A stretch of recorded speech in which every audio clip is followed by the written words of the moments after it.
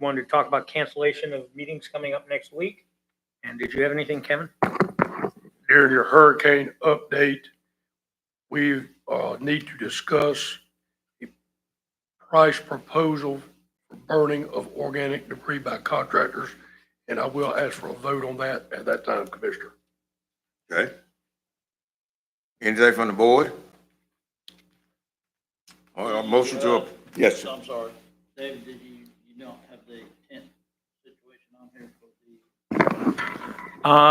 We did have a quote for tents. My understanding is those were all provided by the state.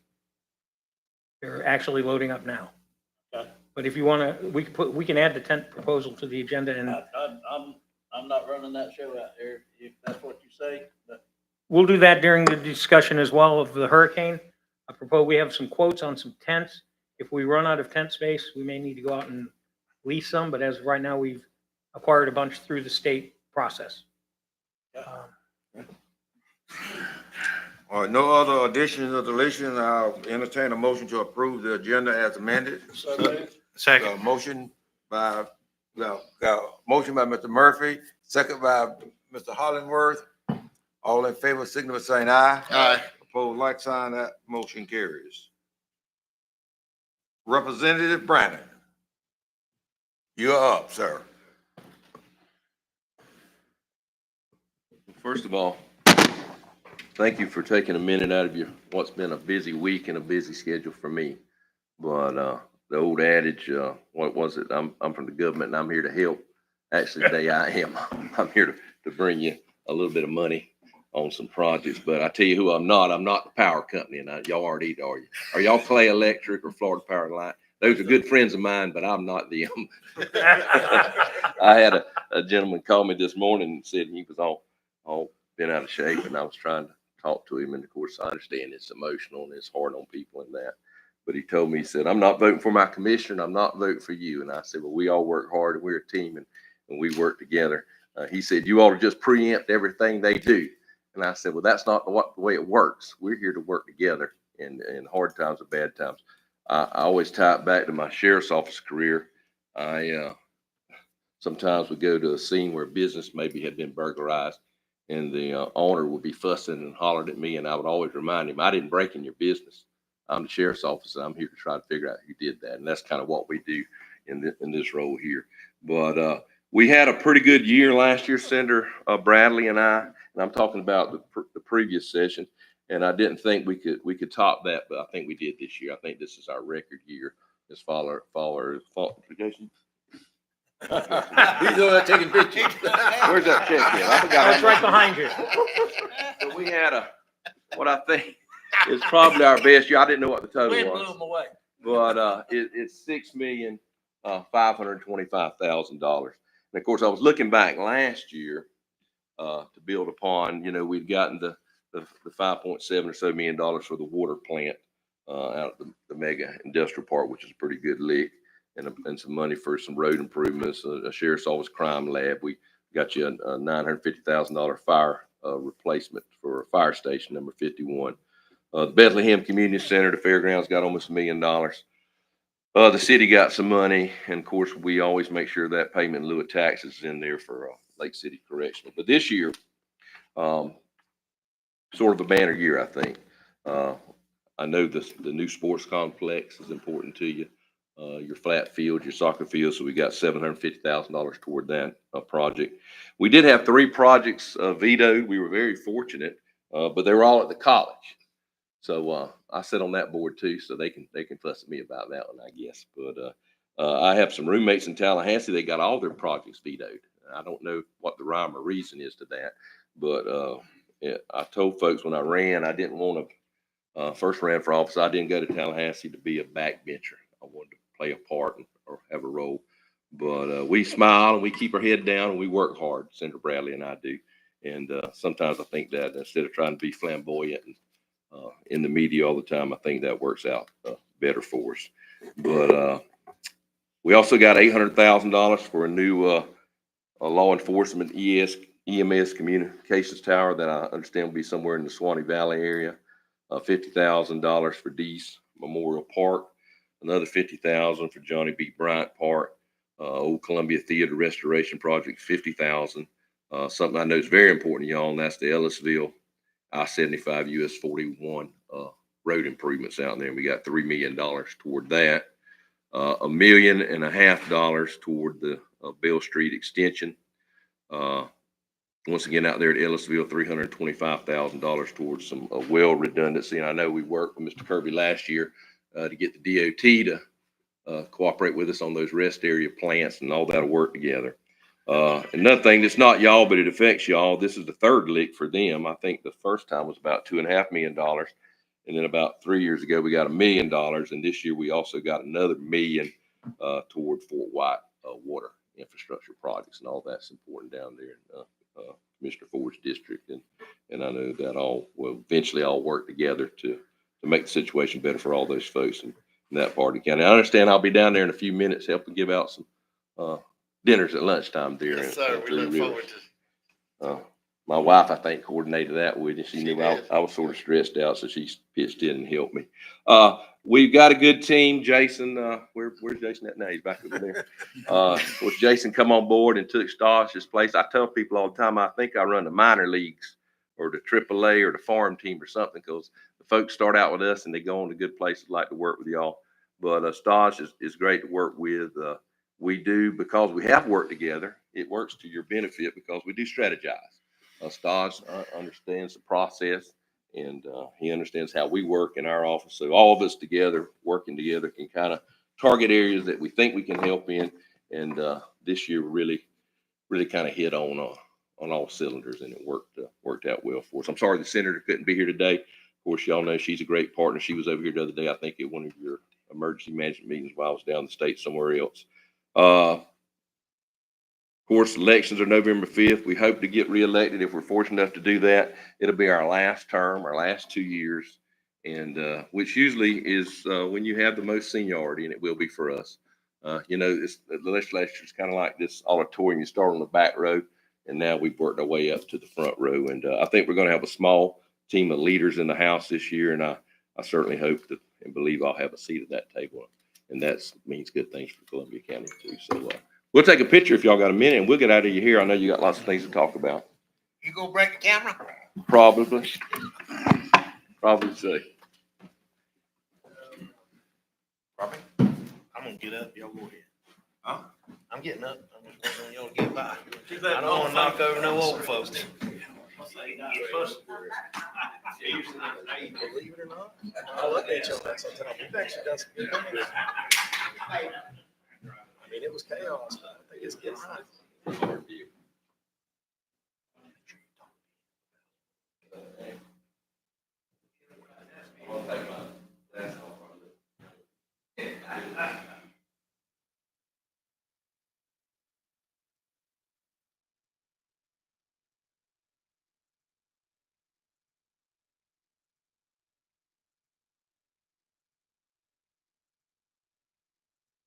I will say that we're here to make Public service commission.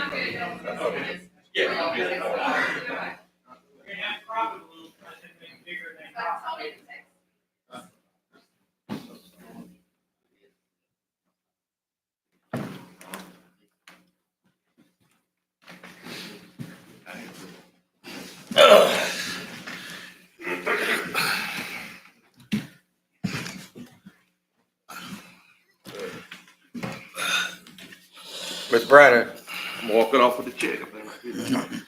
we are very appreciative of all the work that you do and the things you do for Columbia County. I want you to know that our project in Ellisville, it's amazing when different state agencies work together to make things happen. And I want to just give a shout out to the Department of Transportation. They have really been a great partner with the county, along with the private sector in that area, to develop that interchange. And we appreciate all that you have done to help us in that endeavor. but especially the relationship between the county and the Department of Transportation and the private sector down there. And that's the way it should work. And I say that to say this, with the Busy Bee effort at the Eddyville, interchange, it's making us do something that we wasn't expected to do right now. We were sort of kind of hopping along, but now we're running, in a sense of speaking. And we need to build about a $35 million sewer treatment plant down there to accommodate what's going on and the growth that Busy Bee is going to cause to happen in that area. So that'll be one of our priorities in your next section, to get us all you can to help us with that project. We've got a lot of irons in the fire. We know yours will get hot. So Thank you. We Well, really appreciate I'll, it. We're looking forward to doing that. I do appreciate that. And it really is all about working together. And that's what I was trying to tell the constituent this morning that was so mad at me. But if we don't work together, we don't accomplish anything. And I'll toot Mr. Kirby's horn down there. He reached out to me on that DOT thing, and we were able to help grease the wheels on that rest area, those rest area plants. And all that'll go hand in glove with this money that we've got here. And it's just the beginning, as you said. But I tell people all the time, no matter what the dollar figure is or what the project is, if you don't ask, you're not going to get it. So the first thing is to ask. So always ask. If we don't ask, then we're at zero. And I will take you literally at that. Right. I did Representative Brandon, I just want to say, in politics, a lot of times there's talkers and there's doers. You are definitely a doer. You have been such a great asset for Columbia County and helped us so much. And I'm going to tell you, I know this is your last 2 years, but you're going to be hard to replace for Columbia County. So, Well, thank you. I appreciate that. I certainly appreciate you and still enjoy working with you all the time. So. Well, if we don't, take advantage of this last 2 years, then why are we there? We worked to get in the position we are. I apologize the other day when the governor came. Y'all probably went to the DOT office over there, and he brought some rural infrastructure projects. But believe me, I was down the state that day working on some of this stuff for the next session for the legislature, and it's all going to be good for us. So, We appreciate I apologize for not being there, but I was working that day, and it was for things that will benefit all of us down the road. And we've been very fortunate. Governor Scott he knew where Columbia County was. Sure. And he knew the commissioners and knew the folks here, and he was very helpful with Columbia County with our endeavor getting into the utility business. So, we'll have a lot of help from Tallahassee, and we really appreciate it. And all those guys, they're out. My son called me yesterday or the day before, the days run together right now. They were down in Cedar Key, and the Governor Scott was there, and CFO Petronas was there, and the governor was there, and Marco Rubio was there. So we work good with all those folks. We have contacts in those offices. We know each other on a first name basis. It can be as simple as a Columbia County high school kid don't have their passport to go on a school trip somewhere. We'll reach out to those federal partners and those other state partners, Congresswoman Camack's office and all of them. Of course, our old aide Dan works over there. So it's good to be in those positions, but it's good to have friends in those offices that we can reach out to on a personal basis, and that's the same with y'all. And y'all know, I've got to get something else. Will you be down there in a few minutes? I will. As soon as the meeting's over, I'll be down. Okay. Where do I need to meet you? I'll just meet you at the community center if you want to. Okay. Or I'll give you a call when the meeting's over. Yeah. See where you Thank at. you. Appreciate y'all. Thank y'all. Appreciate you. Thank you. Okay, Mr. Davis, SBA. Mr. Davis? Mr. Davis, SBA? Okay, he's not here. I move we approve the consent agenda. No, I got something before that. Add on? Okay. Okay, Kevin? No, I'm sorry, Joel? Yes, sir. You want to do the public hearings? Yes, sir. All right, very good, sir. Thank you. Commissioners, at the last Helene briefing meeting, we discussed the issue with private contractors leaving debris in the county right of way, and how we've been having some struggles with that. I've spoken with Mr. Kirby extensively since then, and He's going to update you a little bit later in the meeting about the absolutely unprecedented amount of debris the county's going to be dealing with for the foreseeable future. The issue we've confronted is we've had a rash of primarily out-of-town contractors who have created unmanageable debris stacks. Mr. Kirby was able to see them with his own two eyes, I think just yesterday. I think Commissioner Murphy even took some measurements. Some of these trunks are as long as 17 feet long, uncut. And they're expecting FEMA, is what we're being told, going to come out there and pick it up for free. Well, that's not free. That's on the county's taxpayers. That's who's going to pay for that someday. And so what we've designed is an ordinance that we hope will help to alleviate that. And if it doesn't alleviate it, it'll give us the teeth we need to hold these contractors accountable for the expense they're causing to our taxpayers. And so this is a two-step process because it is an emergency ordinance. The first thing I have to ask the board after that briefing is, do you agree that this ordinance needs to be adopted on an emergency basis under 125.66 Florida statutes? And, I'll need a motion and a 4/5 vote. Motion? So moved. Motion by Mr. Murphy, second by Mr. Ford. You don't mind. Second. All in favor, signal by saying aye. Aye. Opposed, like sign, that motion carries. All right, and Ms. Roberts, if you'll make that note, that it was a 5-0 vote. So gentlemen, with that, I'll read the ordinance since it is being introduced on an emergency basis. Columbia County, Florida, ordinance number 2024-19, an emergency ordinance of the Board of County Commissioners of Columbia County, Florida, providing requirements during any declared state of emergency for the removal and disposal of organic and storm debris from county rights-of-way following man-made or natural disasters, wind and flood events, tropical storms, and hurricanes, providing penalties for placement of storm debris in right-of-way, providing for severability, and providing for an effective date. Whereas Columbia County, Florida, the county is presently under a state of emergency in response to Hurricane Helene pursuant to Resolution 2024-R-43 and Executive Orders 24-208 and 24-209 of Governor Ron DeSantis. Whereas the county has experienced extensive damage from the storm, primarily resulting from destructive winds from Hurricane Helene, all resulting in an unprecedented amount of storm debris, particularly down trees and limbs.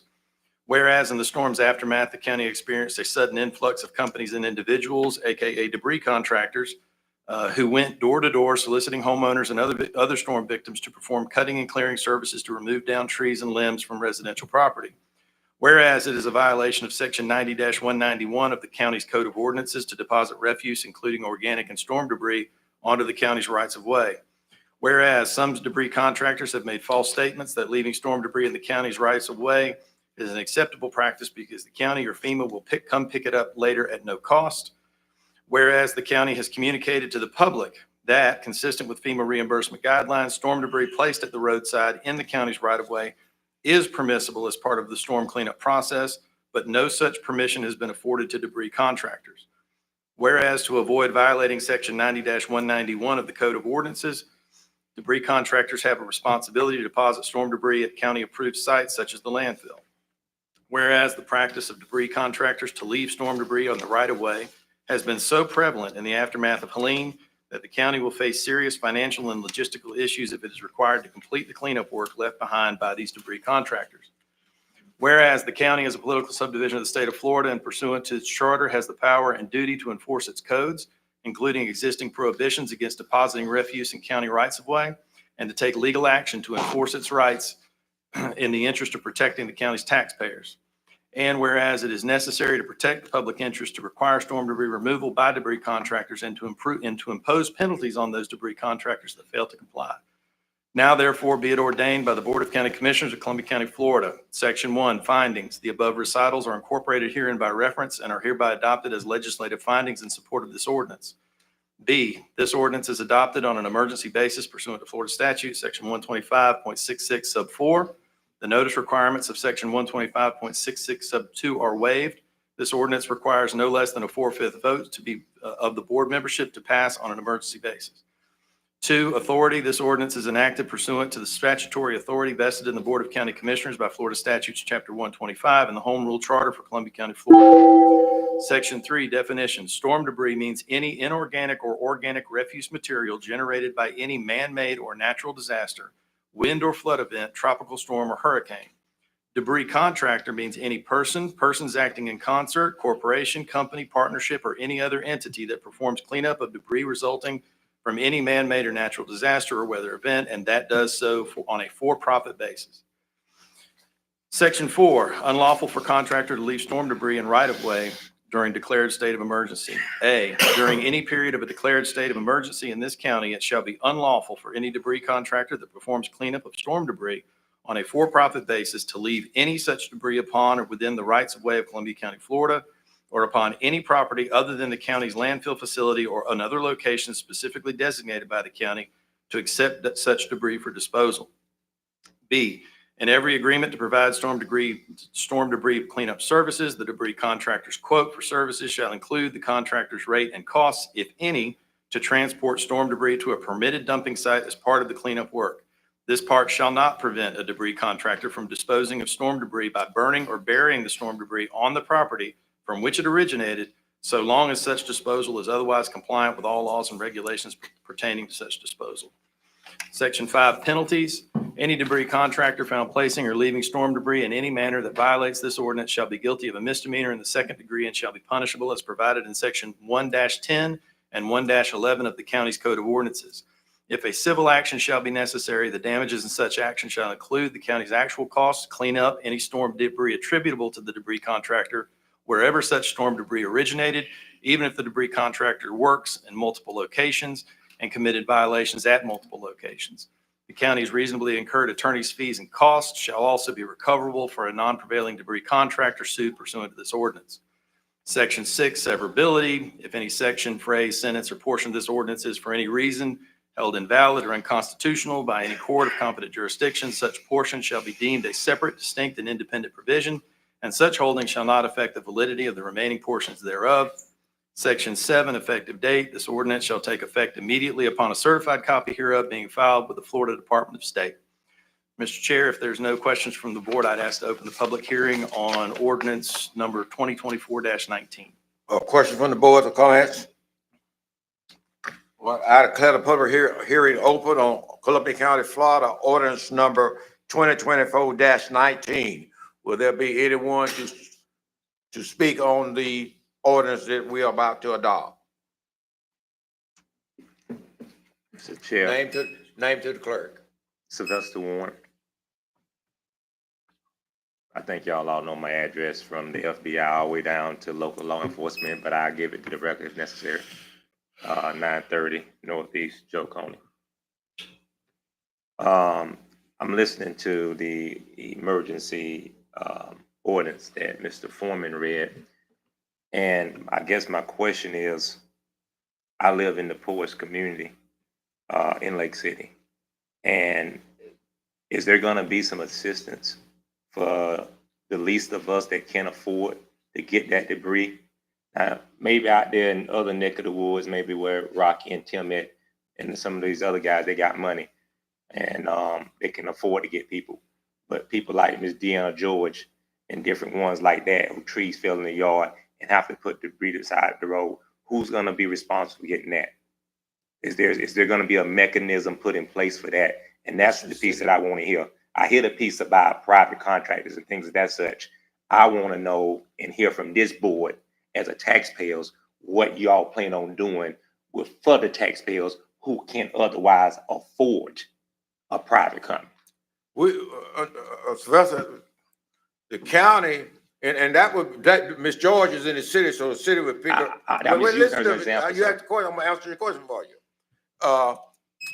Anything in the city is responsible for. We are not saying that we are not gonna pick up every county resident debris they put inside the road. What we are saying is, if a private contractor come in there and charge these people up to $10,000, $12,000 to clean up their yard and don't haul it away, they put it inside the road and say FEMA gonna pick it up. And that is what we're trying to get around. Well, I would ask that y'all learn how to speak in more layman's terms so that y'all can clarify, because when you have an attorney, I understand, I've been around attorneys and judges since I was 18 years old, so I understand the lingo. But the average person that may be watching this and hearing this, they're not picking up on that. So if you can clarify and let them know, I think that would be very, very, very helpful. Not trying to tell you how you do your job, but I'm just telling you, everybody don't understand the stuff that come out of y'all mouths.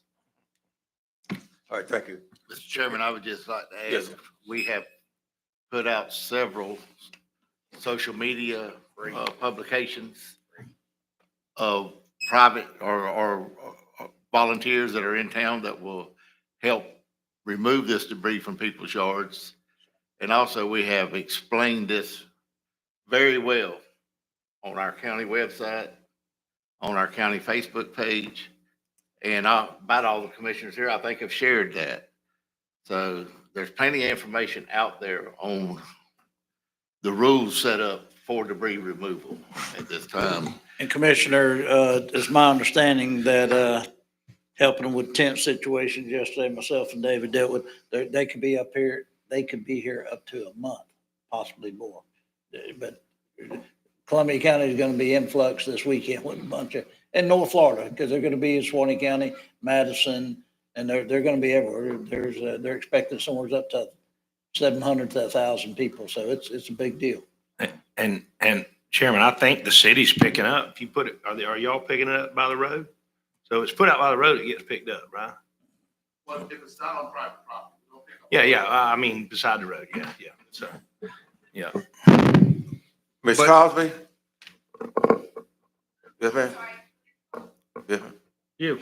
Yeah, Ms. yeah, Cosby. this is a public hearing.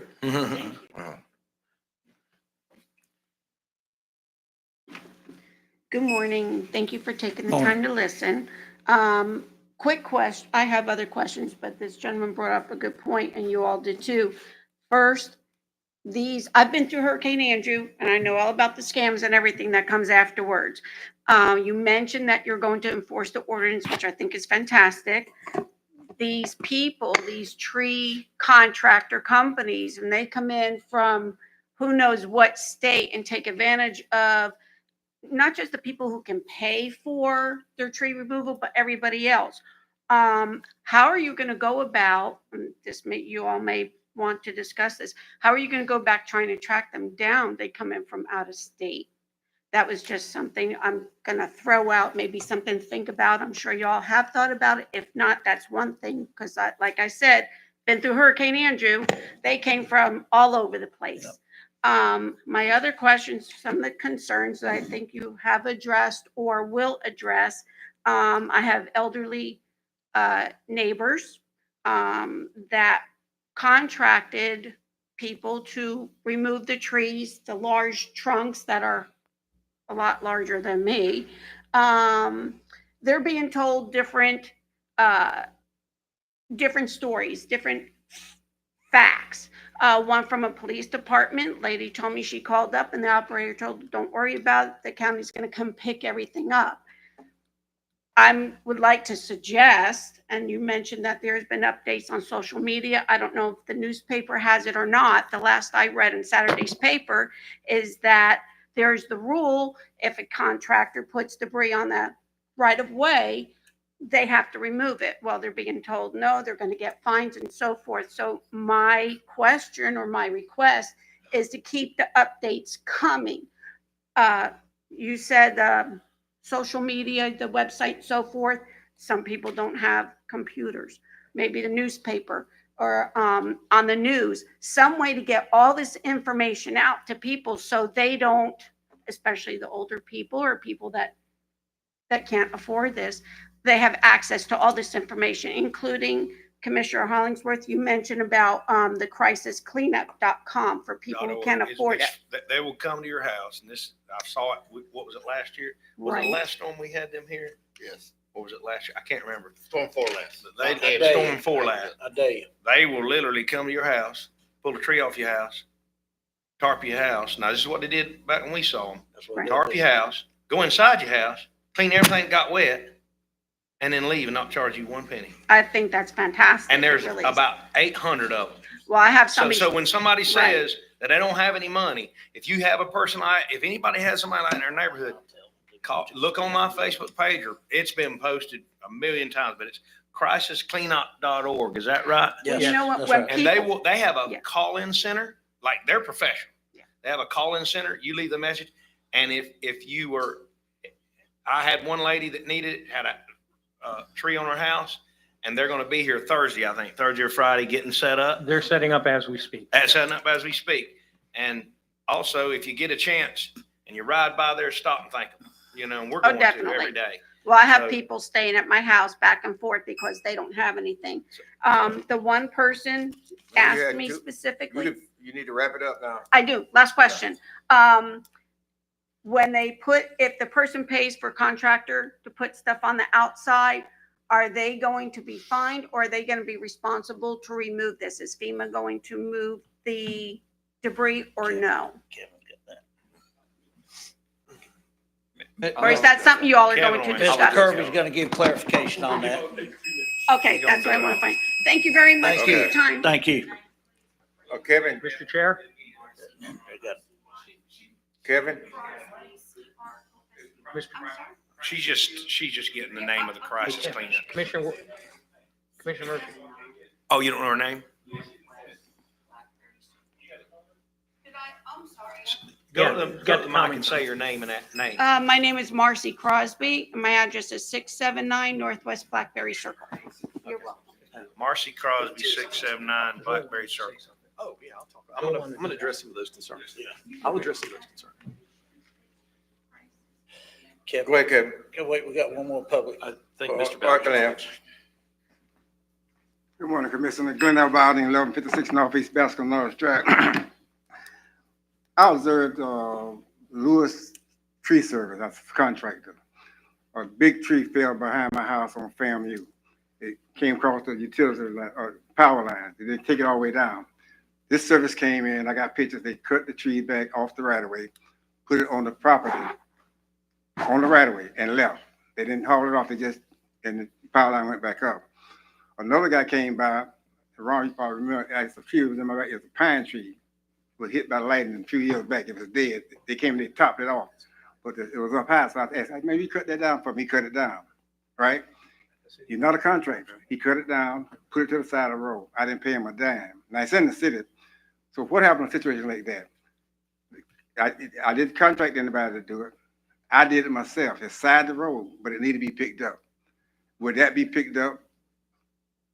Even though I didn't do it myself. In our rules, it would be. If it's in the county pick it up. If it's in the city pick it up. Okay. Mr. Bowden, I think Kevin's gonna explain that, but basically, if you paid a contractor to clean it up and they put it outside the road, that's what we're talking about. That's the problem. Look, Even if you had If it's the power company or you do it yourself, there's no problem with that.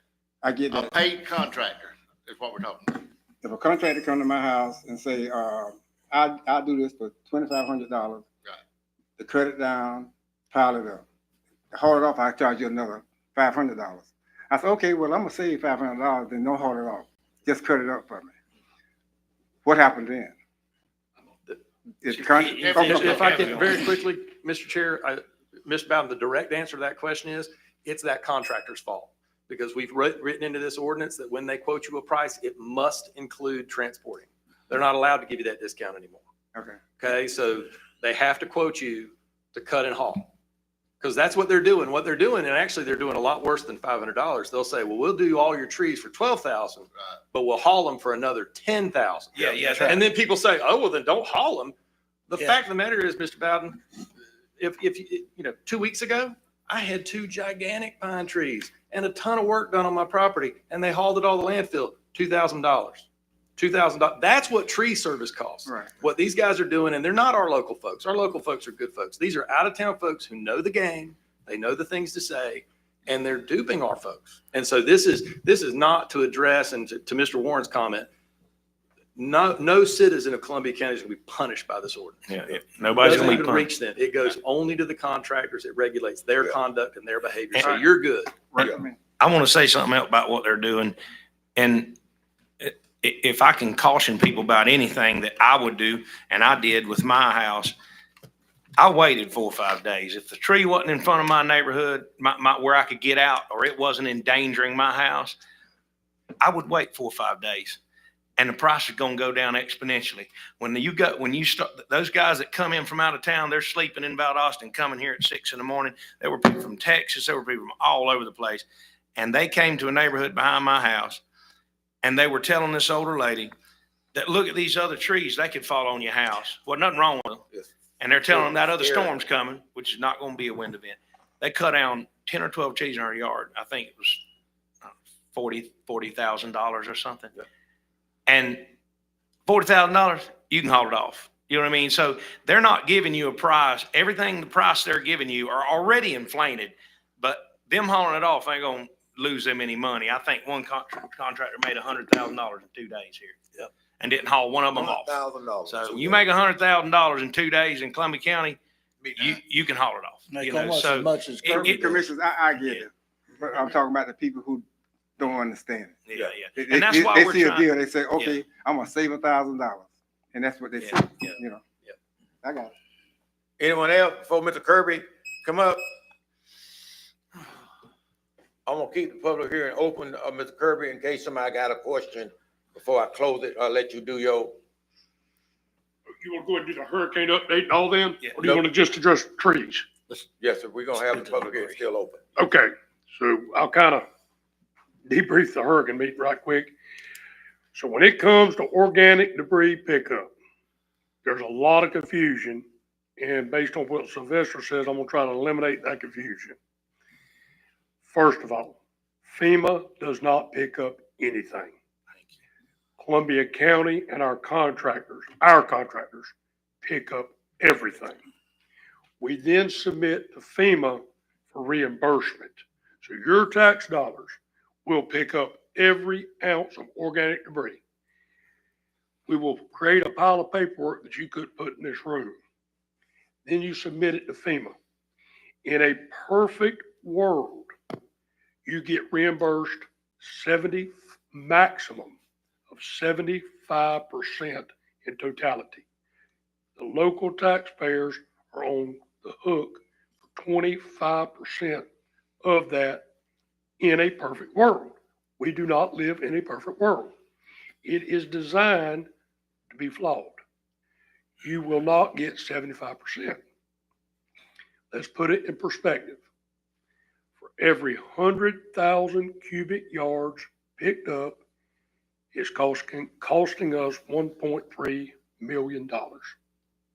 That's $327,000 the local taxpayers are on the hook for in a perfect world. We just began our new budget cycle the 1st of October, 2 days ago. We, meaning David and I, did not budget $1 to pick up organic debris. So whatever that math is, at $1.3 million per 100,000 cubic yards. So if there's a couple 100,000 cubic yards, and there is, you can use common sense. We're going to be on the hook. That's just one phase. We spent $400,000 outside of our in-kind services contractually cutting and tossing and piling up. 400,000 deep, phase one. Plus, I have no idea how much overtime we got on all your in-kind services. So it's logically to think you're up there $700,000 or $800,000 getting it on the side of the road where folks can drive. I know we're on the hook for $2 or $3 million minimum to get it picked up. Plus, I have no idea how much equipment, whatnot, in kind.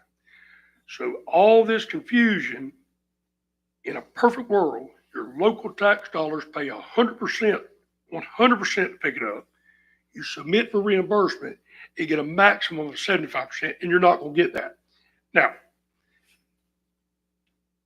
does FEMA separate contractual deposits versus in-kind constituent deposits? They do not. I want to make sure we're clear on that.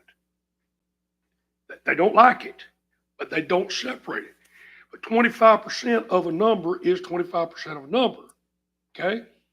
So when the contractor goes out there and is price gouging at its best and says, cut it up for this, haul it off for this, when they put it on the right of way, that 25% number goes north real fast. That's why Joel and I have worked so hard on what we're doing here this morning. So did that put it in the terms crystal clear? We're on the hook for a minimum of 25%. FEMA picks up nothing. And to supplement Kevin's point, commissioners, in the 17-foot long trunk and what I told you about, not only does that 25% number go up, but the base cost of clearing a contractor's load is significantly higher than a hand load. That's right. A 17-foot stump, what's it going to take to get off the ground and into a truck? It's not going to be your equipment. No, I've got to move an excavator. That's right. And that's my point, is if they're not doing that, not only is it more loads, they're more costly loads. And so it's tattooing our taxpayers, guys. But Mr. Chair, I'll capture the details of our hurricane inclusive of this, but in an effort of clarity, FEMA picks nothing up. Your tax dollars, your employees, our men, our contractors and our men collectively, over 200 guys on the ground this morning, picking up limbs, trees. Columbia County pays the bill. We do the paperwork best of our ability. We submit it. It will take years to get that money back, and you will not get 75%. You never do. In other words, they're going to see all this debris and they're going to know contractor did a lot. That they know that. But what they're going to do, they're not going to give us 75% just because we say we need 75%. No, sir. So let me, Because of issues like I this. feel compelled to explain just how laborious this is. You can go to Public Works, you can go to Ellisville, you can go to Fort White.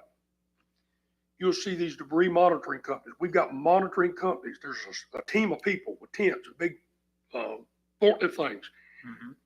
High lifts. They're measuring trucks, they're validating yardage.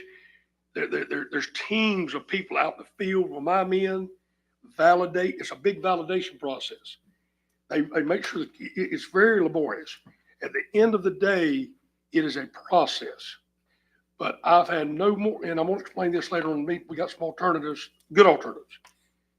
But if a local taxpayer, and I had several elderly people call me, Mr. Hollingsworth and I discussed this last night, we are helping everybody. That's what we're in the business of. We are doing our best in these hard times to help everybody.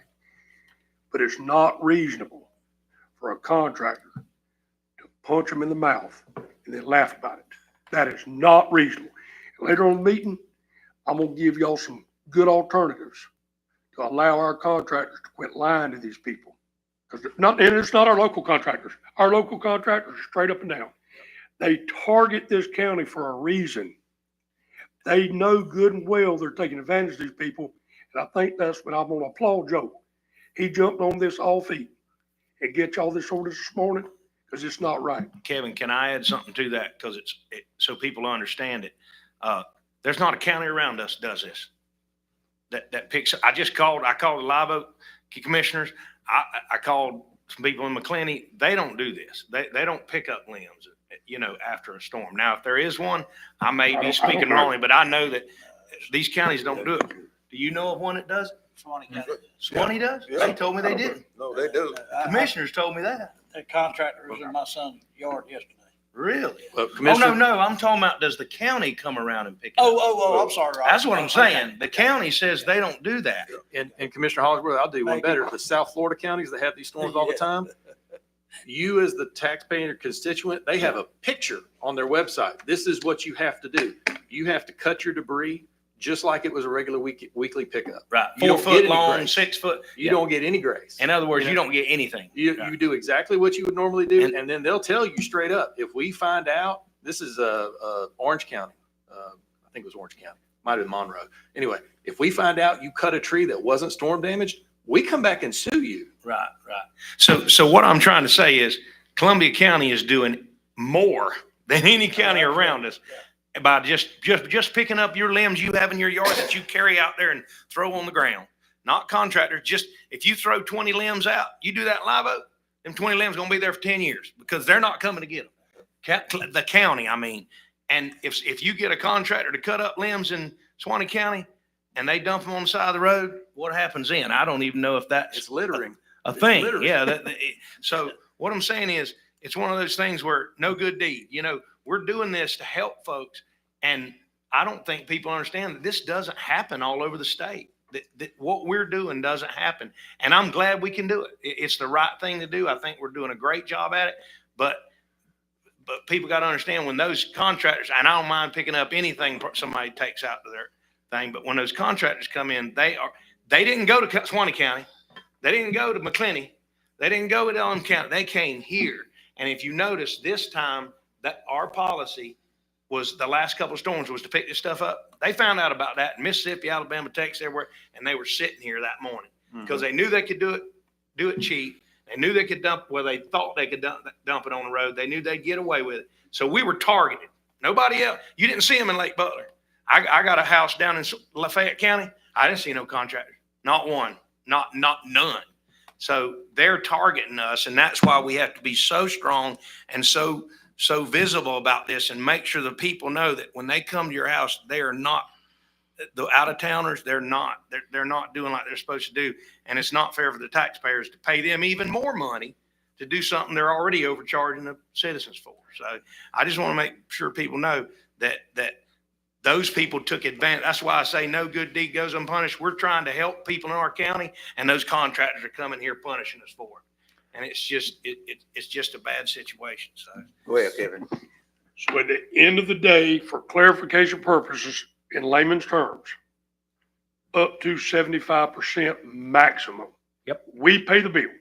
Nobody else pays the bill. We request reimbursement. So your tax dollars are picking up every dollar, not FEMA. Not FEMA, okay?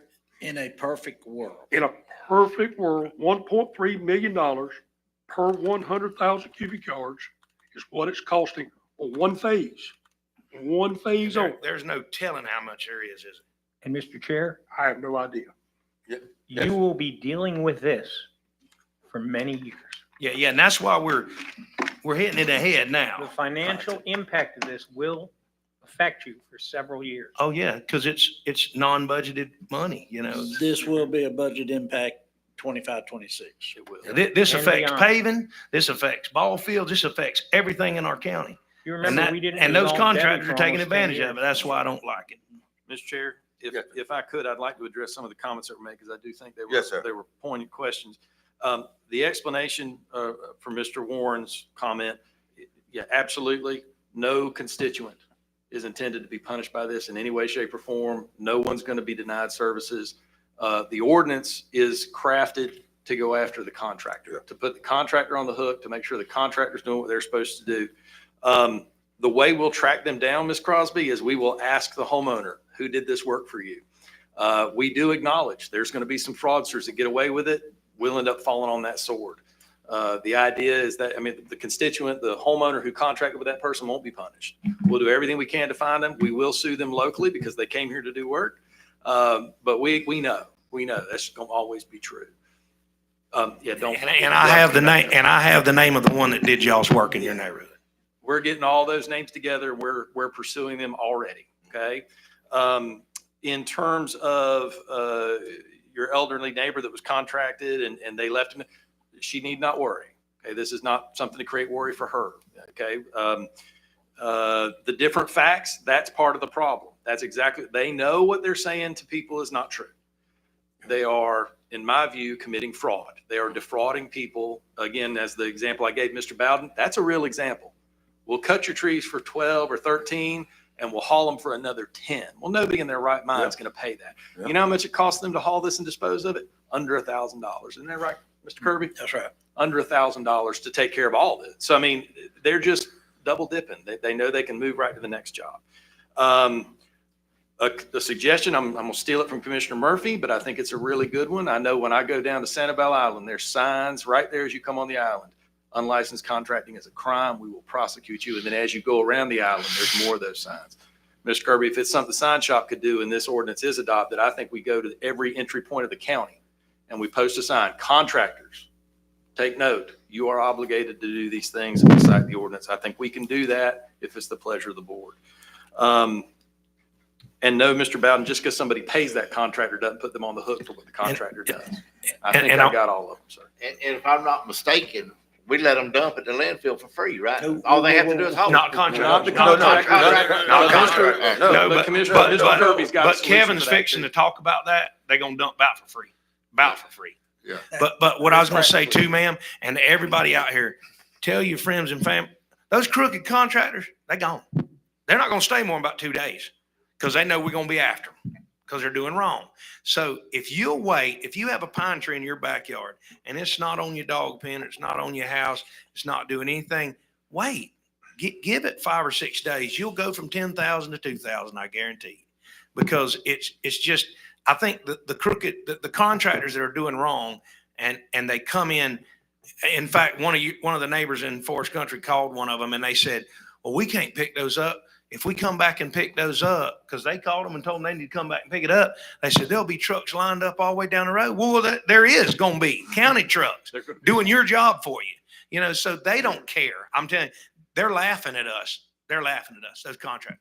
They're like, we just put millions of dollars worth of work on the people of Columbia County. They didn't even get work done. So it's a bad. I just want to make Sylvester, make sure you understand what they're talking about. They tried to explain it to you that we're not hurting the people over there.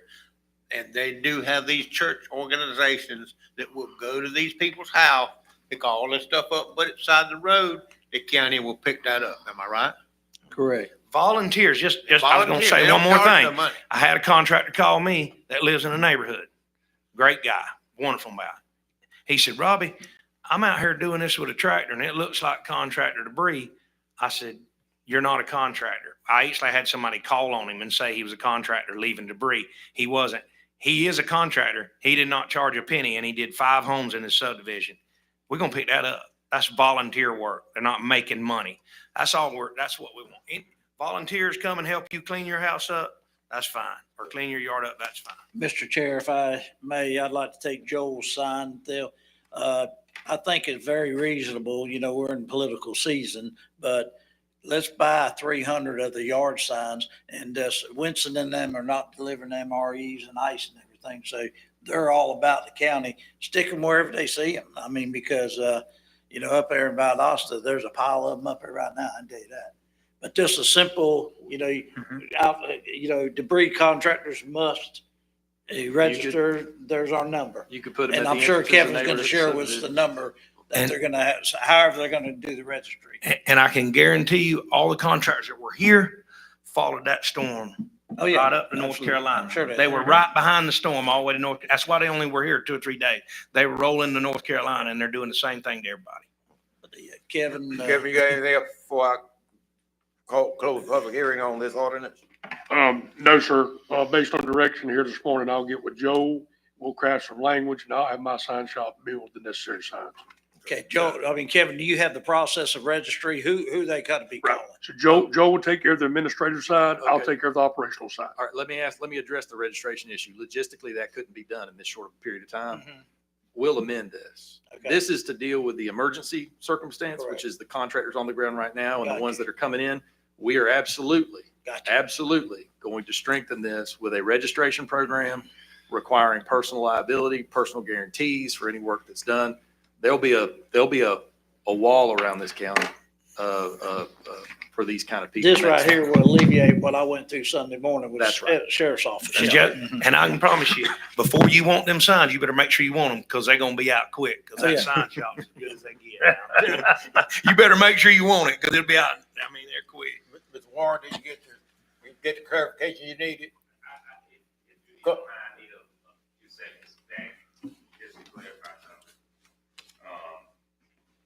Commissioners, don't take it the wrong way. I greatly appreciate y'all coming down on the contractors. I'm 44 years old, and most of y'all in this room is older than I am. And it is worldwide known that when a storm comes, price gouging happens every time. My problem with this board and this entity is that you all fail the people by not being proactive. Yeah, you're doing something today, but what about the people that lost the $100,000 and the $40,000? My problem is to ask that you become more proactive in doing and putting these measures in place, and we wouldn't have had this issue.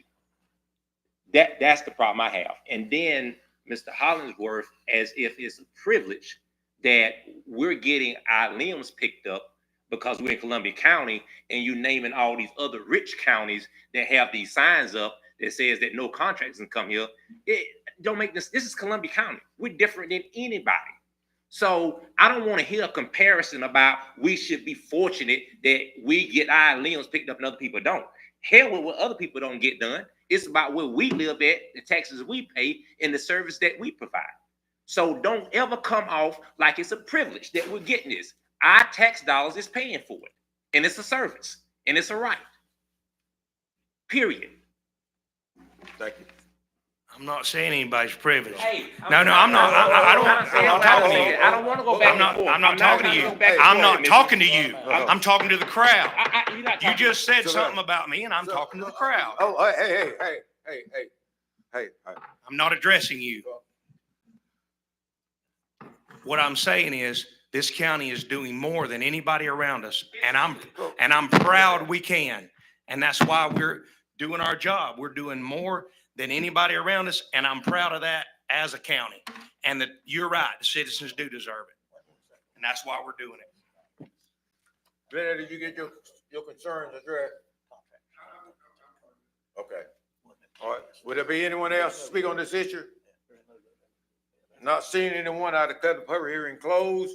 What's the wishes of the board? Wishes of the board? A motion to adopt resolution number 2024-19. I make a motion to adopt as presented. I'll second. We got a motion by Mr. Murphy, second by Mr. Ford. All in favor, signify by saying aye. Aye. Opposed, sign. That motion carries. Thank you, Mr. Chair. Yes, sir.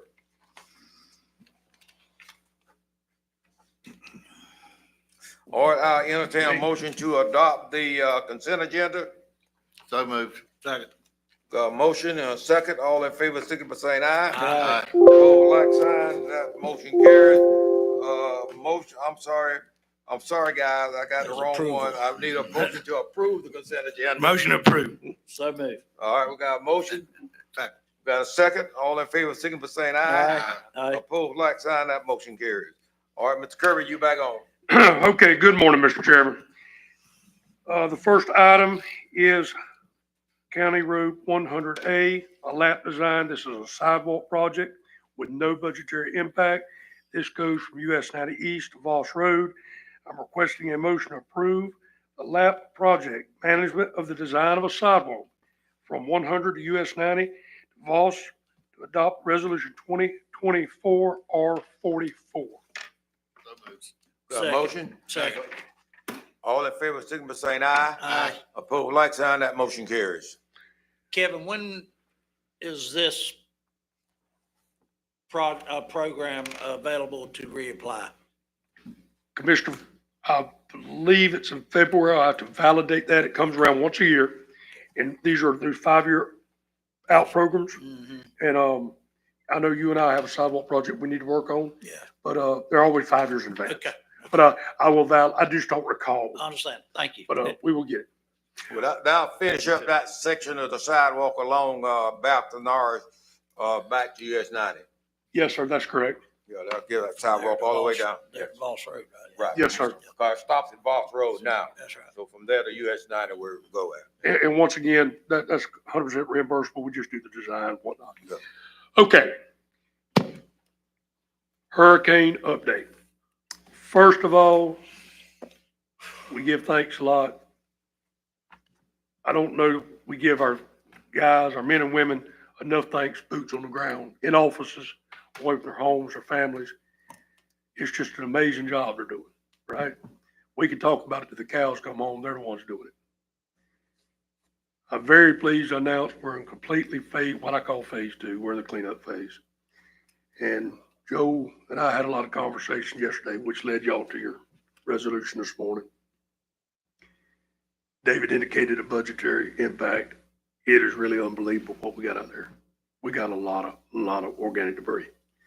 I told you a while ago, it cost you over $1 million per 100,000. That's a fact. We're going to be here a long, long time doing this. Okay. Press asked me yesterday, what is our cubic yards? I have no idea. I can only logically assume this weekend, this is your first weekend where your folks have got their mind straightened out. I can only logically assume it's going to increase considerably. If you don't have nothing to do, drive through the Lake City Country Club, pick one neighborhood. You'll be a week in there with trucks.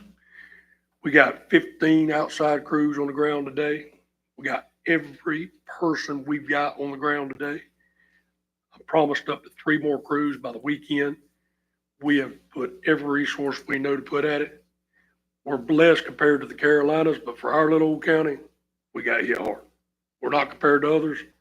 They got it worse, but for us, we got a mess in our hands. But we're gonna deal with it. Your hurricane update is we're cleaning up, and we will be cleaning up for a while. Let's talk about your contractors one more time. Yesterday, I probably answered the phone 50 times as it relates to all this drama. During non-emergency times, you can always take organic debris to your landfill for $41 a ton. Everybody can. This board, and a common practice in other storms, allows all of your constituents to dispose of your organic debris for free at the landfill. And we are offering that service 7 days a week for your citizens, free of charge. I reviewed one of our contracts that we're using currently for our organic debris disposal and burning of. In other words, they haul it, they burn it.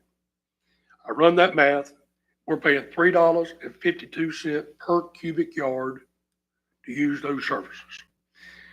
I indicated earlier in the meeting I would be requesting a motion, and this is where I'm going with it. I talked with our environmental engineers, Locklear and Associates, and I talked with Pam, our director of the landfill.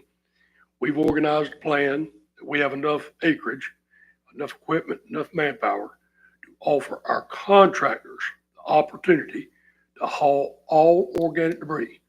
So let's back up a minute.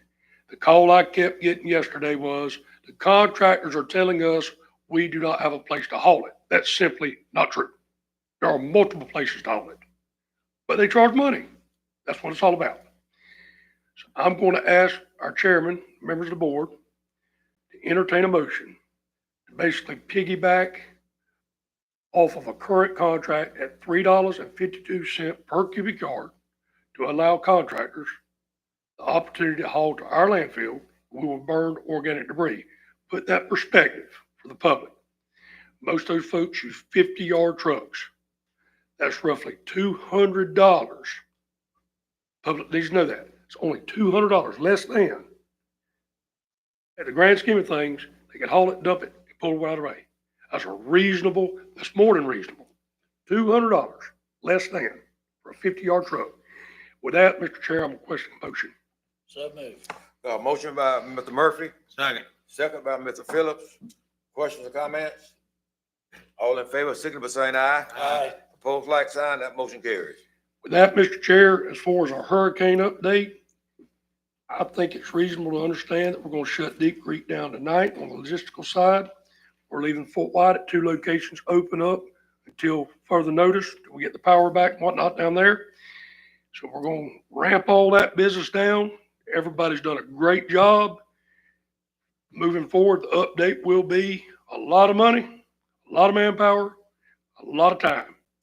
We will continue pecking at it as hard as we can for our citizens here in Columbia County. We appreciate everybody's support through this board. Okay? Chair, if I may, I ran into this yesterday, this, Kevin is gonna laugh because me and him had a discussion the other day. We're bombarded with what happened last Friday, but our normal work orders are stacking up by the second. And I dealt with a gentleman yesterday, he just, kind of like Mr. Brandon said, he just couldn't line it all up. But our normal work orders, we don't have the people. When you say that, you mean potholes, Exactly. paving, You know, all that stuff. He's wanting to know why the tree Culverts. wasn't trimmed outside, but anyway, but also, and I mean, you know, it's a fact. I mean, that's what we're having to deal with. And so we just got to be strong as commissioners and say, hey, we're coming, but we just don't know the date, right? And Mr. Chair, Mr. Kirby, for the benefit of the newspaper, since I'm sure they're gonna write an article about this, when you say time, you mean months and months, correct? Yeah. Yes. So let's talk about the logistics. We run some math yesterday. If I'm remotely close, and I'm going to be very cautious in saying that, I think you're looking, at some point you got to give your men a break. we're working 7 days a week, you know, and That's right. that's only gonna last so long. They got You're gonna run a families horse too. so long. So I'm kind of thinking about doing, you know, half, you know, we're working 7 days a week right now. We're gonna continue that through this weekend. At some point, I'm probably gonna rotate like 50% of the crews one weekend, 50%, you know, we're gonna work every day, but you got to give a guy a day off, right? My guys, we're not stopped. So at the end of the day, I'm thinking right now, if this weekend's gonna be the telltale, in my opinion, that's what everybody's gonna be doing their stuff. If nobody puts another ounce out there today, I run it using 15 trucks contractually, running, as Commissioner Murphy indicated, not doing any other services. That's the gamble right here. If we continue endeavoring at everything at one point of focus, I'm looking at a minimum of 4 months, minimum. That's 7 days a week and not doing anything else. At some point, you're gonna reduce your services from this campaign. You're gonna have to fix potholes and things of that nature. It's gonna deteriorate, right? So to answer your question, Joe, I don't know, but it's an extended period of time. Well, I've had people call and say, when are you all gonna pick up the trash, the limbs out of the road?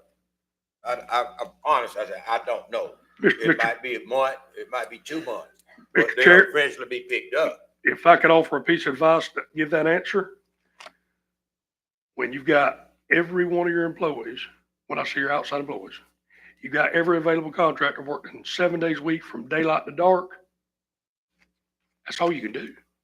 And Kevin, here's the problem. I mean, here's add to the problem. When you drive by, and I know all you commissioners does this, when you drive in your district, there's already piles of limb and debris side of the road. You look in the backyard, there's still another tree or two out there that haven't even cleaned up yet. So our challenge is, we go down the road today, we pick it all up. You go there tomorrow, it doesn't look like we've been there. We'll be flying around like a buzzer in this county for a long time. Hey, Chairman, I want to ask Kevin. Kevin, did we ever figure out, I mean, we got wood on the road where there's no houses. So was that contractors maybe from Live Oak coming through and dumping, or just what is that? So- I mean, I talked to my landfill, that's the whole purpose of $3.52 per cubic yard. Believe it or not, some out of town contractors tried to do it right one time. They rolled up to the landfill. Pam told them it was $41 a ton. They turned around. and went out and dumped it on When my I dumped road. side highway. It is, That's that's the why I kind of stuff. asked this board, let's get smarter in this. We're not making no money, fellas. Those big excavators and fuel and people and all that, we're losing money. But I talked with our attorney. I said, Joe, the only way I know how to tackle this thing is I've got a contract. So nobody can say we're doing anything wrong because that's what we're paying our contractors. Okay? So, and they're in the business to do it. You know, let's be honest, guys. I've got everybody, including the custodian, on a chainsaw. You know, this is different. Okay? So we're going to do our part. The biggest thing, we want to appreciate our people. We don't want to browbeat them down, and we want to have patience because we are doing everything that we know how to do. Okay? Kevin, real quick, because I know you're the logistics guy behind this. With the Latter-day Saints relocating out there as they are right now, I was at Fort White last night with Rocky and them. See if it's possible, if we could get some of them semis loaded with ice relocated to that destination, because there's going to be hundreds of people leaving out. And that would be I think that's the way we could consume Sure. several semi-loads of ice. Mhm. You know, because we got several of them all over. And I'm glad we took that move because looks like they haven't needed it as much, but hey, we're prepared, you know, so So- great. Before I get off hurricane, I guess right quick, we're talking about logistics. Now is not the time to get into any detail. Somebody recommended a workshop before the next hurricane. I strongly recommend that. Now that I completely have got my mind around the state ordering system and how the logistics of all that is required to take place, if we're going to continue to deliver the level of expectations that have seemed to be real, we've got to get our mind around that. There is a way to do it, but we talked about budget impacts and things of that nature. We need to create a line item for hurricanes because the expectations are not conducive with state reimbursement. And I'll leave it with that, Mr. Chair, just to put a seed in your head. We definitely need a workshop, kind of like the FEMA picking our limb debris up. Yeah. We do need some real clean clarification so we don't ever get in any of that business again. And Kevin, I think we all realize that we do things above the threshold that we get reimbursed for, but our citizens deserve that. When you're out there with no lights, no water, no nothing, anything that we can do as a commission to make that a lot better, although we know we're not gonna get reimbursed for it, we need to do that. And I think that's what we saw with this hurricane. We know some things that we done, we're not gonna get reimbursed for, but it's the right thing to do. Mr. Chair, that's why I jumped in there and did what we did. We made it happen, right? My point to this board is, once again, not to get off in the weeds here today, we need a workshop. Yes, day before yesterday, I spent some time basically making a chart. I can tell y'all how we need to get there. It's just gonna require some funding, and some pre-planning, and some money, right? We know how to do it. If you're to ask me right now, we need to go find a warehouse. But air conditioned warehouse. It put MREs, waters, tarps, things of that nature. The only thing that go bad is ice, right? With a loading dock, 3 delivery trucks. I don't know what that costs. I'm gonna put a number to it. But when you put all that together, that way, when the hurricane's coming in, you can get all your materials, manpower, and get them to these bathrooms, whatnot, were set up. But to go through the reimbursement side of things, it's not gonna happen. That will not happen. To give you a good example, I'll get to you, Mr. At Deep Creek on Sunday, we didn't have no ice. When they go to Gainesville Ice, they want $500 a day. We knew that we wasn't paying $500 a day for a truck somewhere else, but for those people to have ice with no lights and no water, we had to pay the $500 a day for a truck of ice. So, those are things that you do, although you're not gonna get reimbursed, but it's what looking after the community in our constituency way. Mr. Ford. And I believe that's the point Commissioner Hollingworth was trying to make. We are going above and beyond for Absolutely. our Yep. constituents Yep. already. Absolutely. And we want to go up, So And I'd like to- Kevin, we'll address all that in our workshop, Got you. and we'll have a flow mat of how we address these things. Okay. Thank y'all so much. Mr. Chair, Yes, sir. just a couple quick more related storm. As you remember, this is probably the worst storm we have experienced in many, many decades. Worst one on record. There was Have no you seen the way- comparison in this and Katrina? Everybody talks about Katrina. Katrina was a baby compared to this thing. And I don't want to hurt anybody's feelings, but if you look at the visibility and the damage it did, now it might not have took as many lives because that was way back in the day. But as far as the size of this storm, it was 4 times the size of Katrina. And it will take years to completely recover. Yeah. I just want to set that expectation. This is not a quick process. It was not something, that you could be geared up for prior to it. Nobody expected a storm of this magnitude. You'll Having never said recover. that, You'll never recover You on the have coast. damage assessment teams out on the street. We have had to hire more people beyond our staffing levels, as the board requested, to do damage assessment. So you will have some private contractors, you do already have private contractors out in the field doing damage assessment, because there's more damage than we can track. That's what I told you. So I just want to let you know, we did follow your advice, and we added more people from the private sector. We added the building and zoning people to our damage assessment team. We're very thankful to Jeff Hampton, our property appraiser, who is managing that and overseeing that and doing an excellent job with the damage assessment.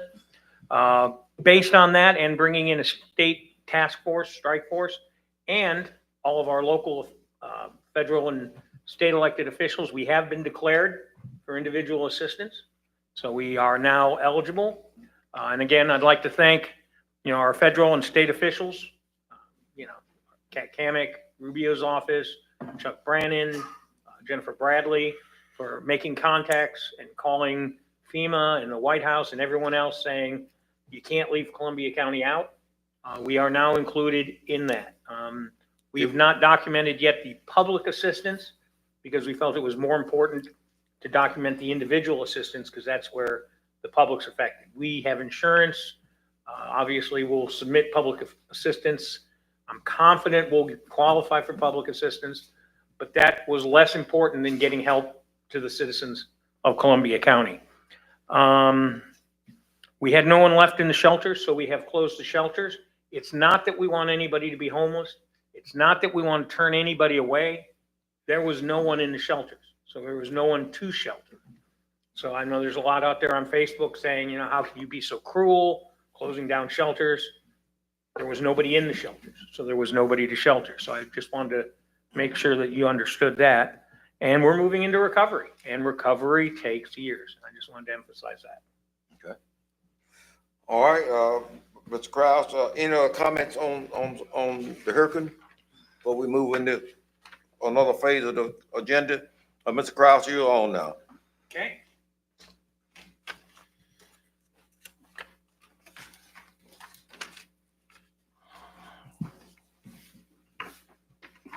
And again, thank you very much. My stuff will go by very, very quickly.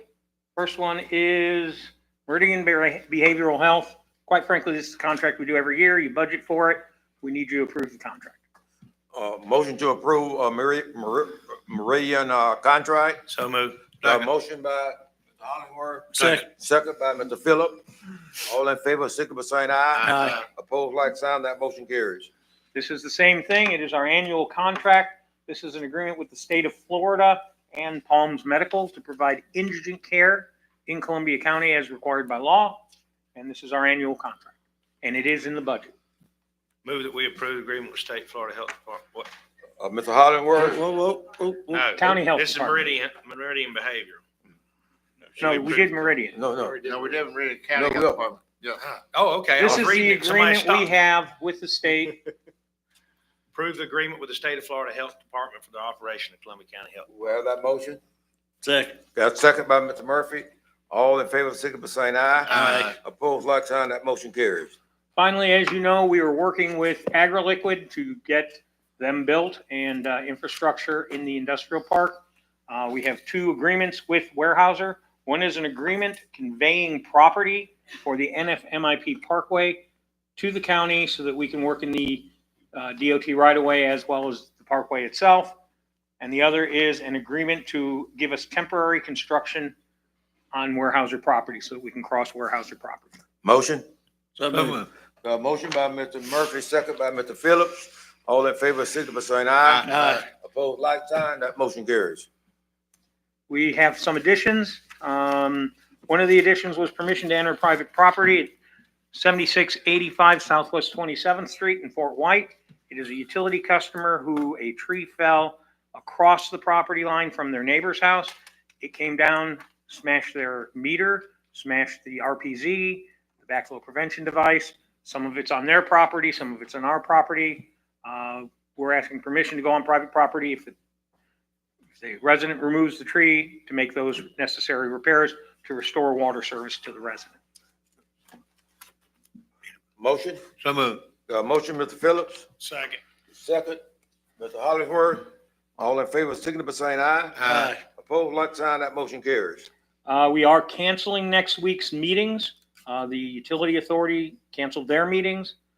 We need to cancel our joint workshop with Suwannee County as well. And there's some discussion. We would like to do it on the 23rd, around the 23rd of the month, and just need to know if the board's still good to do the joint Suwannee County, Columbia County meeting at that time frame. We have got confirmation from Suwannee County that it's a good time frame for them. Motion to reschedule the joint meeting with Suwannee County Board of County Commissioners. So moved. Motion by Mr. Murphy. Second. Second by Mr. Phillips. All in favor, signify by saying aye. Opposed, like sign. That motion carries. And the thing that Commissioner Murphy and I were talking about beforehand, about tents, we have some quotes on some tents for helping with the volunteer services. It's within my spending limit, so I'm capable of approving it. We just wanted to let the board know that if to care for the volunteers who are going out and helping our residents, we need to rent tents. Our intent would be to rent tents, All right, unless motion, there's an objection. motion, Second. got a motion Motion, yeah. by Mr. Murphy, Second. second by Mr. Phillips. All in favor, signify by saying aye. Aye. Opposed, like sign, that motion carries. At this point, you have one last item, a request by the city of Lake City to consider voluntary annexation. I'd like to turn it over to the city manager.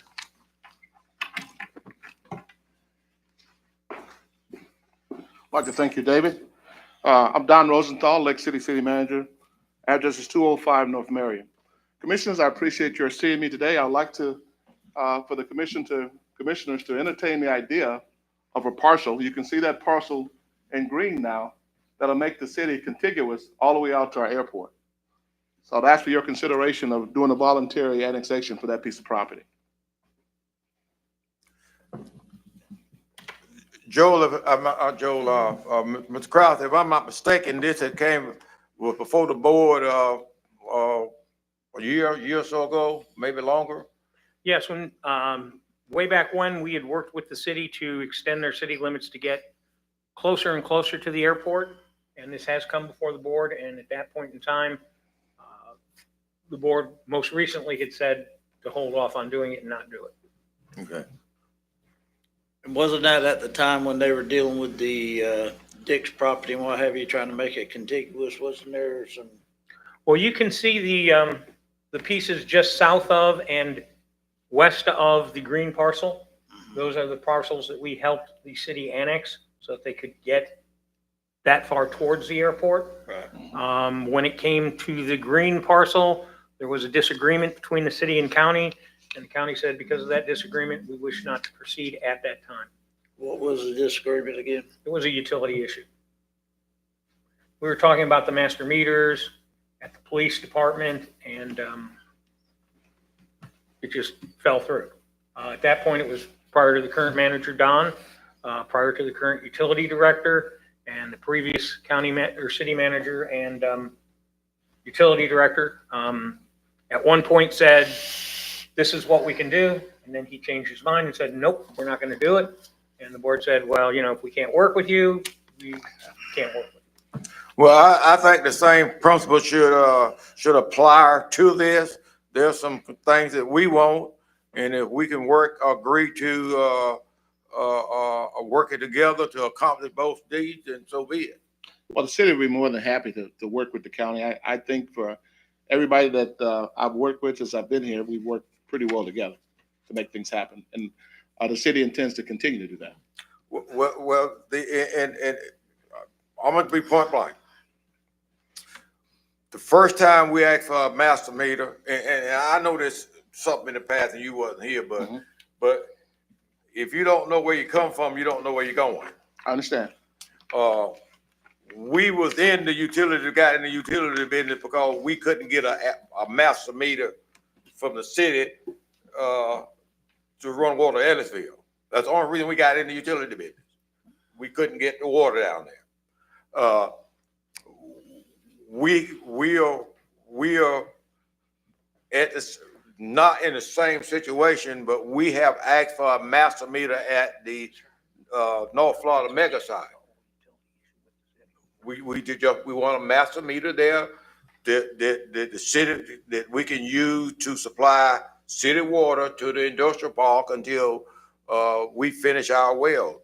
It's not that you all can't still provide water there. It's best for us to have two sources of utilities. Absolutely. And Mr. Chairman, if I'm not mistaken, you can check with your manager. I think we've done that already. So we currently have a city service provided to our wastewater treatment plant. Okay. No, I'm talking about master meter. The master meter at the police department that we originally talked about that Mr. Dial agreed to and then later didn't agree to has never been done. Okay. I'm lost. What was that about? About at the police department? At the sheriff's office, excuse me. Oh, So okay. the original proposal back when Mr. Dial was here was they would put in a master meter at the sheriff's office. And everything that went through the master meter, we would pay the city for the water. Yeah. Or, whatever else that went through our meter, and then that we would administer it on our side and they would administer it on their side. That was the original agreement. We talked about acquiring their water line and their sewer line that run across 90 and working with them on that. Again, Mr. Dial changed his mind and did not move forward with it. So where we're at now is when we need water, like at the sewer plant, we go to the city and say we need a water, and they've hooked us up. They gave us a connection. We do have a water meter and a tap at the wastewater treatment plant. But that master meter that Commissioner Williams is talking about, Mr. Dial at some point changed his mind, and it just has not happened. Do we have an agreement or was it a proposal? We wrote up an agreement. We were in discussions with trying to figure out what the bulk rate would be and how you calculate the bulk rate. Grady Williams, your utility attorney, actually wrote up the agreement. We gave a copy to the city, and like I said, for whatever reason, change of administrations, Mr. Dial changed his mind. I'm not sure. It just never moved forward at that point. Well, if I can point out, the administration has changed again. We've worked successfully in the past, David, on several things. I don't see Absolutely. I don't see any reason to believe that we couldn't work successfully on that. This is my first time of hearing about the deed. I heard about the need for a meter to be hooked up to your water plant, and that meter's connected. Yes, it is. Mr. Rosenthal, is there a time-sensitive issue? I mean, I'd like to go ahead and get this resolved myself, but is there an explanation for some type of time sensitivity? Well, it's time sensitive to me, Commissioner, because I'm trying to be contiguous as far as I can, because I got some other things in mind that I can talk to you privately. To the county or to the city. And we get a signed agreement, we put it on the next agenda. And I really have no problem with the annexation. But, you know, I would like agreement in place. And Commissioner, I really don't have any problem with the agreement. I'd like to check with Steve Brown. He's my expert in that area. But we really don't have any problem with that. Well, this is a big deal for the city and definitely the county too. And I know we're in traumatic times, but David, you and Mr. Rosenthal, Joel, let's put this on fast track. Because, Okay. I would assume, Chair, that this is pretty important. We want to make sure everybody's served properly on both sides of the fence. And Ms. Murphy, to your point, Clay Martin, the city's new attorney, and I are developing a very strong working relationship. We've had lunch together. We speak to each other 2 or 3 times a week, which has been wonderful. So Mr. Martin and I will get something together. David and I will get with Mr. Rosenthal. We'll try to make sure we have something to present, as Mr. Ford indicated. Awesome. Okay. And in all fairness to the city, there was transitions with their attorneys as well. Yeah. And so that probably led to falling through the cracks. Sound great. Good deal. Thank you. All right. Mr. All right. Rosenthal. Thank you, Commissioners. Okay. That's all you have? That's it? Okay. I don't have anything else on the agenda. 2-minute public comments? 3 minutes. 3 minutes. 3 minutes. 3 minutes? All right. 3-minute public comments? Them was the old days. Yeah. Yes, sir. Warren? Thank you, Mr. Chair, for recognizing me. Mr. Ford made a comment when Chuck Brennan was here, and he said, if I'm not mistaken, and don't hold me to this verbatim, so I'm paraphrasing that, it's good for one person to talk, but it's another thing for a person to be a person of action. It was something to that effect, right? And I think Tim and agreed, and so many other guys agreed to that, and I agree. But it reminds me of a time that we came to this auditorium, and I hope it just wasn't taught. Remember when all of you said that y'all were all about the kids?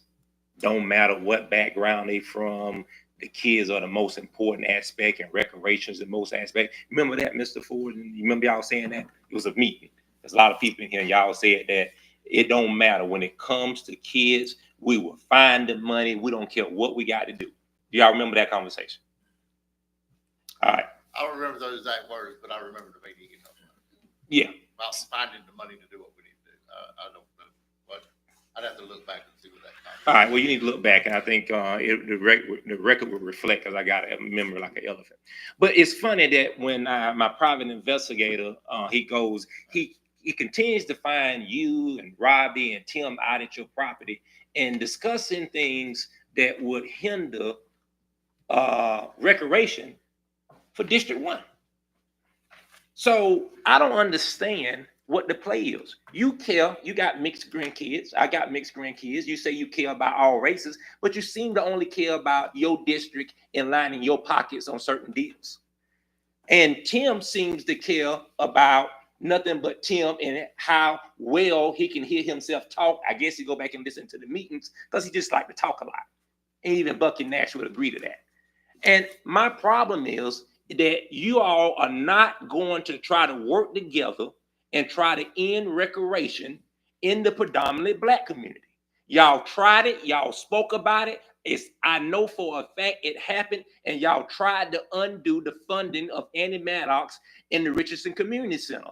And y'all think that the way y'all gonna do this and play ball with Live Vote is to unseat Commissioner Williams. And what I have done, we're gonna make sure, just like they did in Washington, D.C., there's a guy named Marion Barry, and they called him Mayor for Life.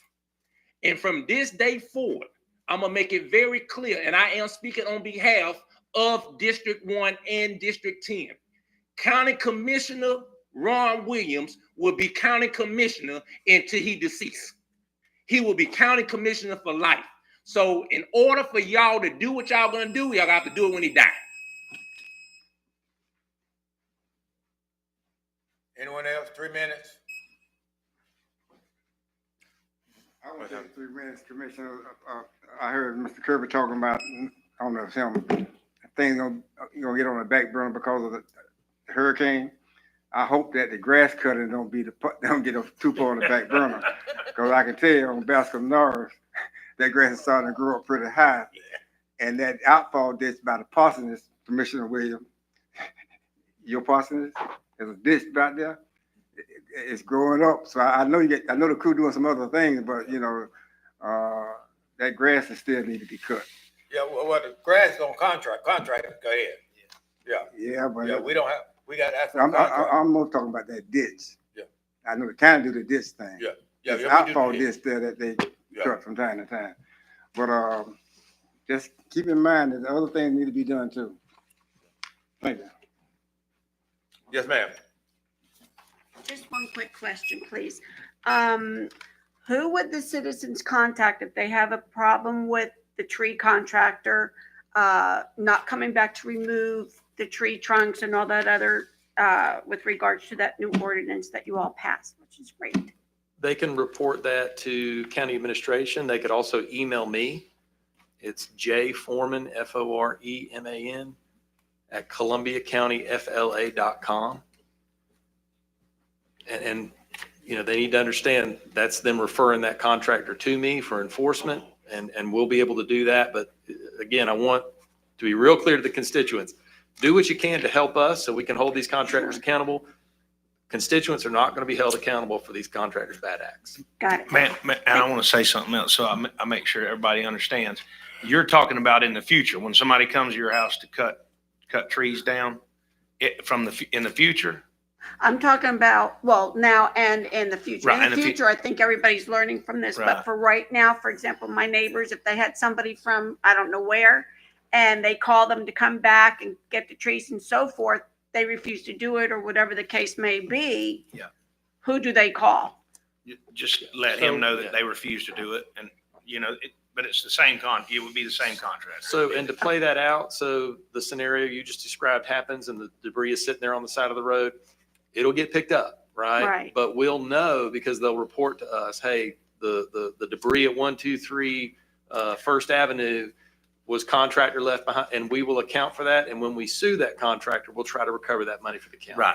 Perfect. So you're not going to have, I want to make it clear to everybody, your wood's going to get picked up. We're Right. just trying to make the contractor do what he was supposed to do. And by him not doing it, that tells us he doesn't need a license to do it ever again in Columbia County, in my opinion. Right. I just want to make sure y'all are aware of So whoever if it you is. do reach out to the county offices, to my offices, we will ask you some information like who the contractor is, Do you have the address? Do you have the phone number, Business card. contact information? We'll record all that information and then we will send it to both the commissioner affected and the attorney so that we can address it. And you can call me on my phone. My phone's all over Facebook everywhere. You need it? I'll I'll find give it it. to you right now. I don't care if we here. Shoot. 386-623-2765. Yeah, all right. Thank you all very much. Yes, sir. Clay Electric. Troy. Troy Adams with Clay Electric. I just wanted to give you all a quick update. Right now, we have 747 customers still out in Columbia County. That's in the Fort White area, and that's Branford 1. So those there, Branford 1 is the one that runs down Branford Highway all the way in, feeds those. So we got some sporadic accounts out there. I wanted to update from our last meeting. We were projected Fort White to be into Friday. We should have the majority of those accounts, 98% plus, will be on tonight. And that also includes, I'd cut out the Three Rivers, Wilson Springs area. That will include Three Rivers and Wilson Springs. So we've done a considerable amount of work since our last meeting. And so by tonight, we should have most of all those customers on. We may have one or two or something that may be waiting on. We had to cut them loose because they had damage to their home. And they had to replace meter cans and masts and all that stuff. We pulled in a whole nother fleet of service trucks today to try to start picking those up now. We may be working those type of miscellaneous things in through tomorrow. But as of right now, we should have most of Columbia County's customers on. We knocked that down considerably. We changed out 575 poles, 423 transformers, 149 cross arms. That was just as of this morning, and we've certainly added to that total now. But I thought it may impact your planning on where you move your assets from other civic centers to Fort White. By tonight, all those things should be on, and all their electric service anyway shouldn't be prohibitive to anything they need at their homes. Thank you. Thank you. Thank you. Thank you. Y'all Yes, sir. y'all have exceeded your plans, and I appreciate that. No A problem. lot of people without power for a long time. So. Yes. And if y'all have any That's it. questions for me, please reach out to me. I'll be happy to address those. All the ones that you asked me about already, they're back on now. I've verified those. Yep. Had one from Sassafras Acres. We have crews in there right now. So we're rapidly putting it together. So hopefully we've exceeded that by 24 hours or whatever. I think you're going I to, wanted you to yeah. know that. Yeah, I know. That's what I was gonna say. Troy, if you You're have 24 hours ahead of schedule right Yeah. now, so. Troy, if you have a call from Miss Kirby and she wants to meet with you, better be careful. Okay.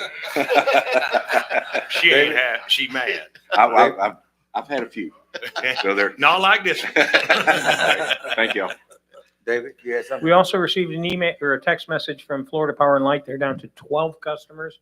They're without power mostly because of issues on their side, which brings up as you heard the other day in the emergency meeting, we're working with all the power companies to get people hooked up, power back.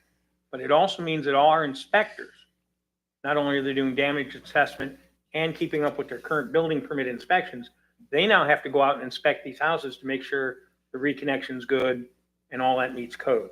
So your building officials are going to be very, very busy for the next few months. Swanee Valley Electric, told me this morning they have everything on except for 48 meters. So they down to 48. So we're getting there. Okay, any other comments, 3-minute comments from anyone? Not any comments from the board? Yes. I just want to say I appreciate everybody that's come together and made this effort possible. It was really a rough time for first few days, and everybody has stepped up to the plate, and I think we've handled this the best we can handle it. Robert, any comment? No, sir. I want to give a shout out to all of the employees that work for Kevin Kirby and all of these other employees that's working in this county for doing what they have done in a bad time that what we have done. I know most of the people that's down on the bottom of the totem pole don't really get any recognition, but I think I know Kevin tries to give them recognition. I want to recognize all of them, no matter who they are, whether it's sweeping the floor, running a chainsaw, or a bulldozer. It don't matter to me. But I just want to make sure that in this meeting, they're going to be looking at this meeting. So I want them to know that. And I appreciate everybody, everybody has done in this county and all of the people that have helped us. Thank you. Ms. Murphy? I echo exactly what every commissioner says. We've went over beyond, and it's just amazing to me still that less than a week ago, we had a Category 4 come through here. We're sitting in air condition today. So, but real quick, Kevin, Joe, whoever, whoever is responsible, please reach out to the sheriff's office immediately and explain to them this, because they need something to work on when they get that call. And, but if you would, after you have a comment, Mr. Foreman, just want to remind you, he has something to say. Just a quick update. You guys may have noticed that the homeless voice gentleman was back at the county administration office for the last few months. You guys probably noticed that. Okay, so y'all know we did get sued, as well as a bunch of other jurisdictions by this outfit out of Miami. Susan Erdely was assigned by the Florida Association of Counties, did a good job representing us. We negotiated a settlement. They are not going to obstruct our entrances anymore. They did receive some attorney's fees, which you always do in 1983 actions. Mr. Rosenthal, these are the same folks who are suing you guys, so just, you're in good company. One of the conditions of settlement is the provisions relating to solicitation and loitering need to come out of our ordinance, which is not a problem because we have other statutes and laws that are going to allow us to continue to do whatever we need to do. But I'm going to be putting that before you for adoption, potentially as soon as the next meeting. But I wanted you to be aware of it. I'm happy to talk to any of y'all privately if you want to know the background on it. Other than I'll tell you, we were very well represented. We did have a judge in Jacksonville who felt we were maybe just a little heavy-handed. And so that was where she kind of got on to us. It happens in federal court. We're not in any big trouble. We're not in any continuing trouble. We're going to be out of the case. But that's the one thing we're going to ask you guys to do, is to approve the repeal of those two sections in that ordinance. So if anybody has any questions, please get up with me. Okay. And I gave my thanks to everybody at the beginning of the meeting. I want to give this board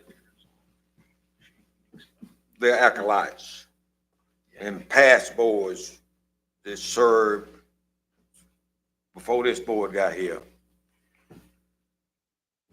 The most important thing that I know happened during this disaster and any other disaster was the foundation that board members had the vision to make Columbia County a very financially sound county, to be able to deal with situations that we went through. You all might not realize that there are some counties that got hit from this storm that don't know what to do. They don't have the finance to do it. They want to do it. They just can't do it. And for this county to be a financially strong county, to be able to weather a storm like this, it says a lot for this county, for past county commissioners and the present county commissioners to come. And guys, I just commend this board and fellow board being able to look after our citizens like we done. And that's it. Our motion for adjournment. We adjourn.